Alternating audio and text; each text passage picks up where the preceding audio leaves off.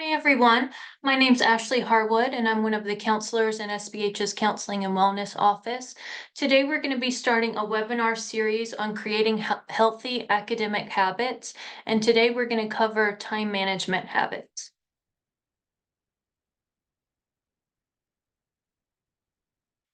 In this next slide, we're going to go over all the different topics that we'll cover this semester. So, today we'll be starting with time management. And going forward, we'll cover goal setting, self-care, mindfulness, stress reduction, combating perfectionism, and building positive self-talk.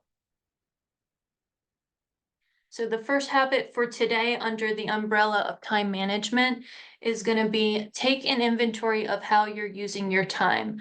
So we all have 168 hours in a week. So how are you using those hours? When we think about it, we're sleeping, there's class time, there's studying, there's work, eating, exercising, traveling, commuting, getting ready, grooming, chores, errands, spiritual activities, socializing, social media, texting, email. That's all the things that we do within a week span. But they say college students on average spend 27 hours per week on social media, texting, and video gaming. So it's like, taking an inventory of your time and how you would want to be spending your time.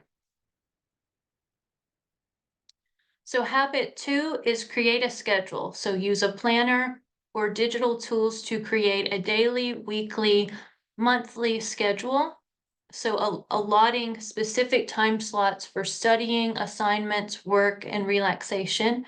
Prioritize academic tasks. So break down large projects into smaller manageable tasks and prioritize them based on deadlines and importance. Have a weekly schedule planned out. So know what you need to get done each day. Find some time, find time on Sundays and find that that's a good time to plan out the week ahead. Other folks, they may plan out their next day the night before. So habit 3, find a good place to study. So finding a good location to study is one of the most important elements of studying well. So look for a quiet place with minimal distractions, some place where you'll be able to focus and won't be interrupted by loud sounds or people who constantly want your attention.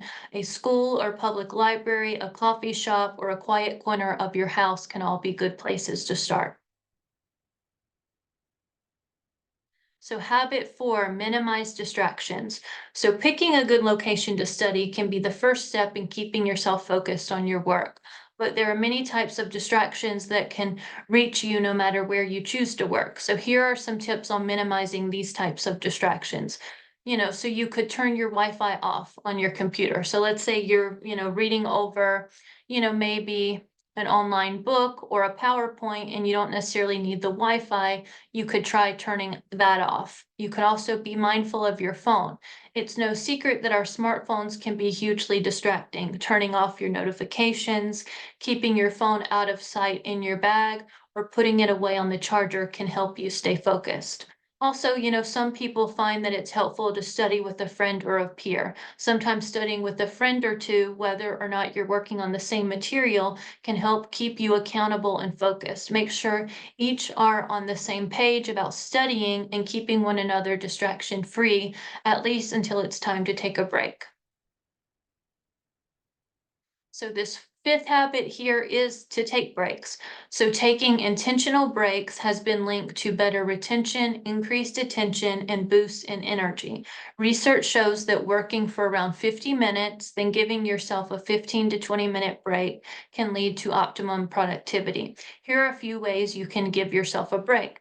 So you could, take a short walk, listen to a mood boosting song, relax with a friend, stretch, meditate, zone out and daydream, have a snack, take a shower, clean your desk. But they say, note, not all breaks are created equal. Checking your phone or social media as a study break has actually been linked to a decrease in performance. But if you choose to do this, it's suggested to set up an alarm on your phone to keep that phone break to a 15 to 20-minute limit. The sixth habit here is to space out your studying.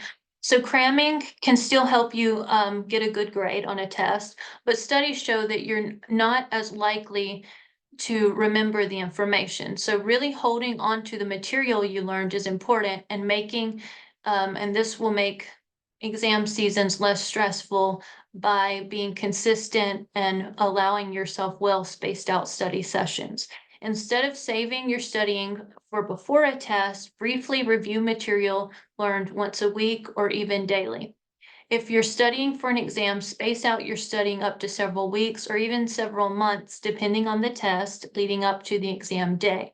This can help you retain the information long term. The same logic applies for paper writing as well, so it's important to space it out. So the seventh habit here is set study goals for each session. So these can be time-based or content-based. For example, you might aim to study for 2 hours, review 3 chapters of your textbook, or write 2 pages of an assignment. Don't be too harsh on yourself if you don't get through as much as you had planned. Sometimes studying can take longer than expected. Keep taking well-spaced breaks and schedule another study session. Avoid multitasking, which can become overwhelming and actually decrease productivity. Instead, try arranging tasks in order of importance and focus on the top 3 tasks that require the most effort during peak performance times. And this next habit here, habit number 8, is to utilize CUNY's SBH's resources. What resources are available to you at SBH? So there's tutoring, which there's both writing assistance and quantitative tutoring, there's career services, and there's, the counseling and wellness services. And on here are the links to those different offices. So making a habit of utilizing all these really important resources here. And then this next slide here is a visual representation of how to manage your time and, prioritize your time accordingly. So this first box here are things that are necessities. So in the first box, these are things that are both important and urgent. And some examples of this could be things like having an exam tomorrow, maybe having rent due tomorrow, some emails or meetings, and then saving, time for an emergency if that should come up. The second box is things that could be organized as things that require quality time. So these are things that are important, but they're not necessarily urgent. So this could be things like writing your thesis, writing a semester paper, applying for grants, or planning or setting your goals. The third box are under the realm of what they call deception. So these are things that they're not important, but they come in urgently and they could feel like they're important because they're so maybe urgent, but not necessarily so important. So this is things like interruptions, some emails, meetings, phone calls, other, different things requesting favors or requesting your time.